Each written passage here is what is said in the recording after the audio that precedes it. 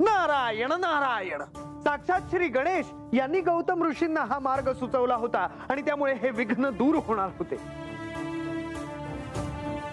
त्यासाठी गौतम ऋषींना गंगेचे आवाहन तर करावे लागणारच होते, परंतु त्या बरोबरीने श्री महादेवांना आवाहन करणे देखील आवश्यक होतं। गौतम ऋषींच्या आश्रमात त्यावेळी तणावाचे वातावरण होते। गौतम ऋषी त्यांच्या शिष्यांसह तिथे होते।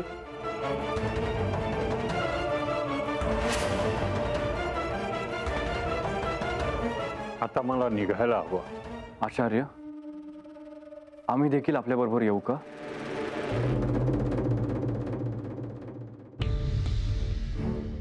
नाही, नको। मी एकटाच कैलासावर जाईन। श्री महादेवांची तपश्चर्या करेन, त्यांची उपासना करेन आणि देवी गंगा यांच्या पवित्र जलानं या आश्रमाला स्पर्श झाला तर सर्व विघ्न दूर होतील। एकदा का श्री महादेव प्रसन्न झाले की त्यांना मी त्यांच्या जटांमधून देवी गंगा यांना मुक्त करण्याची विनंती करेन आणि तसे झाले तर आपला आश्रम पुन्हा पवित्र होईल। होय आचार्य, अगदी असेच घडेल। आम्ही आपली प्रतीक्षा करू। आता मी येतो। होय आचार्य। शुभम भवतु।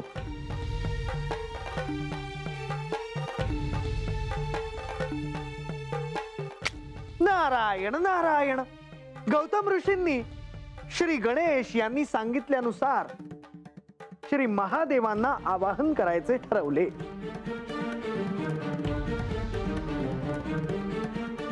पार्वती देवींच्या मनातली इच्छापूर्ती होणार होती याचा मला आनंद आहे। देवी गंगा यांना दुसरे स्थान मिळणार होते, पण इथे महासाताईंच्या मनात काय चाललं आहे ते मला कळतंय। भायसा, काय झालंय? काही नाही। मुनिवर, आख्यानाला प्रारंभ करा। नारायण नारायण।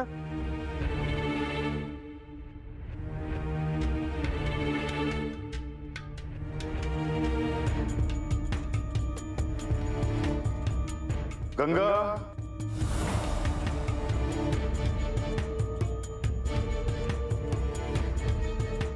हे श्री महादेव, आपण मला बोलवलं?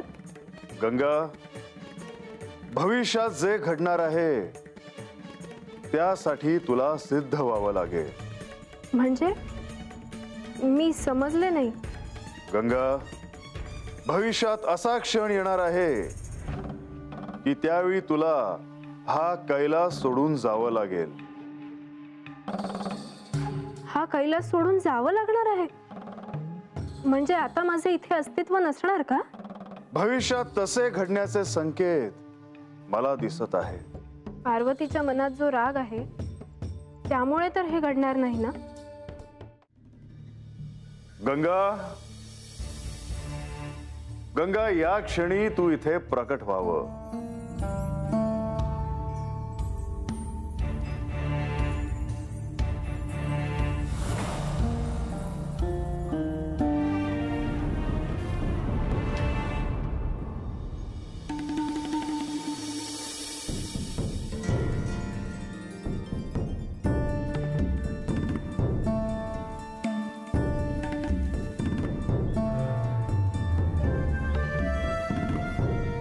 हे श्री महादेव, आपण मला बोलवलं? होय गंगा, गौतम ऋषींच्या तपश्चर्येमुळे मी त्यांच्यावर प्रसन्न आहे। ह्या सृष्टीच्या कल्याणासाठी मी तुला माझ्या जटांमधून मुक्त करत आहे। ह्या सृष्टीच्या कल्याणासाठी गौतम ऋषींसह तू प्रतिरूपाने प्रवाहित व्हावस असं मला वाटतं। मी आपल्या शब्दाबाहेर नाही। हे महादेव, आपण खरोखर भक्त वत्सल आहात प्रभू। गंगा, पवित्र अशा ब्रह्मगिरीवर मी तुला प्रतिरूपाने प्रतिष्ठित करतो आहे.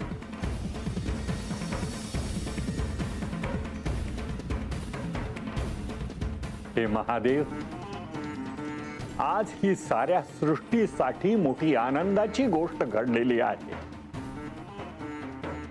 देवी गंगा या सर्व सरितांमध्ये श्रेष्ठ आहेत.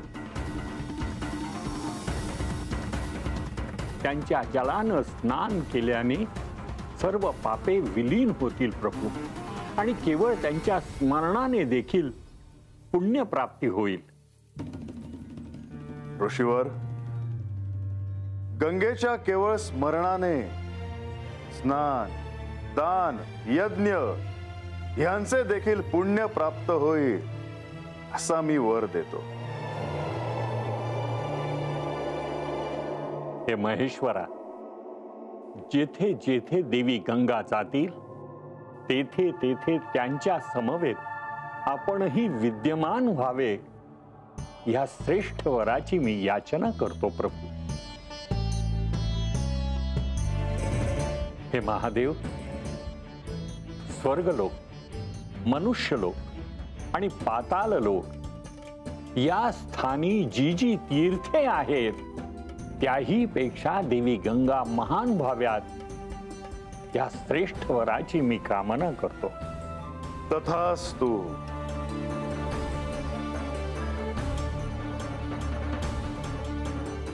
हे ऋषीवर, आज मला श्री महादेवांनी या ब्रह्मगिरीवर प्रतिष्ठित केले. आज आपल्यामुळे मी या सृष्टीत प्रतिरूपाने पुन्हा प्रवाहित झाले. हे केवळ आपल्यामुळे शक्य झाले आहे. त्यामुळे आजपासून मी गौतमी हे नाव धारण करेन आणि त्याच नावाने प्रवाहित होईल.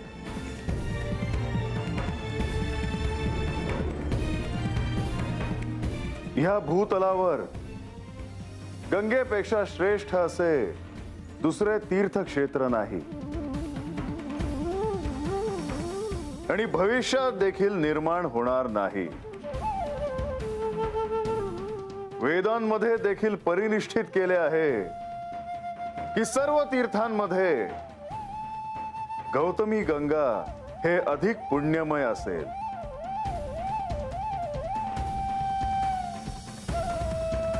आचार्य जाऊन बराच अवधी झालाय. हो, त्यांची तपश्चर्या पूर्ण झाली की नाही याचाच विचार मनात आहे.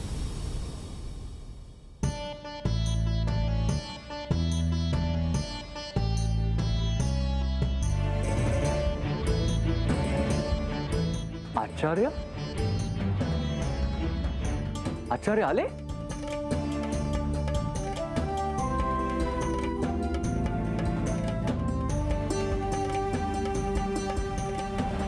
आचार्य, आम्ही आपलीच प्रतीक्षा करत होतो. मला ठाऊक आहे ते, आणि म्हणूनच श्री महादेवांची उपासना पूर्ण करून त्यांना प्रसन्न करून मी त्वरित आश्रमाकडे परत आलो आहे. म्हणजे आचार्य, महादेव तुमच्यावर प्रसन्न झालेत? होय, आणि त्यांनी माझ्या मनातली इच्छा पूर्ण होण्याचा वरही दिला आहे. महादेवांनी आपल्याला वर दिलाय ह्याचा अर्थ या आश्रमामध्ये मी एकटाच आलेलो नाही, तर देवी गंगा देखील ह्यांचं ह्या आश्रमामध्ये आगमन होणार आहे. म्हाळसा कसल्या तरी विचारात आहे. आख्यान झाल्यावर देखील ती कोणालाही भेटली नाही. हो, आणि याचाच अर्थ त्यांच्या मनात असं काही आहे ज्यामुळे त्या अस्वस्थ आहेत. अर्थातच आख्यानाच्या माध्यमातून ते त्यांच्या ध्यानात आलं असेल. माधवा, तुम्हाला नेमकं काय म्हणायचं आहे? ज्या गोष्टीची मला आणि लक्ष्मी देवींना चिंता वाटते ती श्री म्हाळसा देवी आणि बाणाईंशी निगडीत आहे.